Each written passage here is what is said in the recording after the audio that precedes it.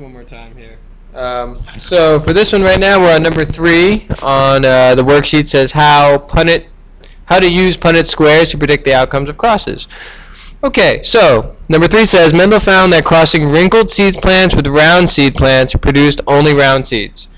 What does that tell us about whether wrinkled or round is dominant or recessive? We're at number 3 here. Well, that says that round must be dominant and wrinkled must be recessive. Okay? So I'm going to write that. So let's use a big R. Whoops, I need to get onto this pen here. Let's use a big R to represent round. Okay? And this is all number 3 in case anybody's curious. And little r to represent wrinkled. Okay? And so some of the facts that we've been told so far is that they breeded and then you got only round seeds, which was the hint that told us that round was dominant. Okay? So just know that we knew, whoa, what is going on here? That, whoa, over there. We knew that round was dominant because all offspring were round. So that's a little starred thing, side note.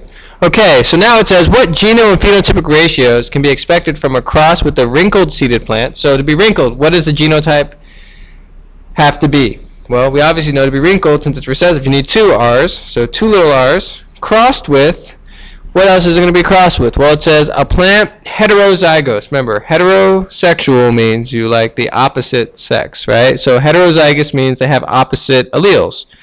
So the opposite alleles they have are 1 round and then 1 wrinkled. Bam. So all we have to do is take those and put them into a cross. So I'm going to make my cross right here. Whoop. And here I go. Here's my cross. Oh man, what? Stop happening. All right. And then that goes there. And hey, I'll just change some ink color just because I'm feeling all motivated here. I'm going to change this to red. Little r,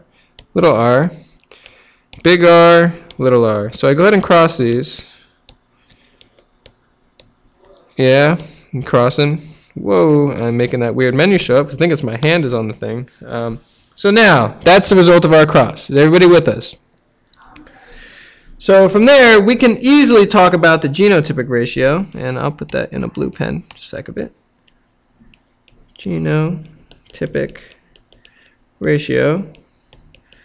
Yeah, the genotypic ratio is obviously there are 2 big R, little r's. Hey, go away. And then there are 2 little r's. Everybody see that? So the ratio actually goes 2 to 2 or 1 to 1. But now they're also asking for the phenotypic ratio. So over here I'll write phenotypic. Whoa. Wait, how'd I get? Oh, I'm back on the cursor. Hold on. Typic ratio. Phenotypic ratio, obviously, or not obviously, I'm sorry. Probably not obviously, but you can definitely tell that these guys down here, what are they going to look like? They're going to be round. I'm sorry, I'm wrong. They're going to be wrinkled. I'm going to apologize about that. They're going to be wrinkled, right? Because wrinkled is recessive. Okay? So we're going to put 2 wrinkled, right? Because that's what the phenotype is. And this thing happened again. 2 wrinkled. Whoa, what was that? 2 wrinkled. 2. Now these guys, even though they're heterozygotes, you know that big R is dominant, or namely roundness is dominant. 2 wrinkled to 2 round.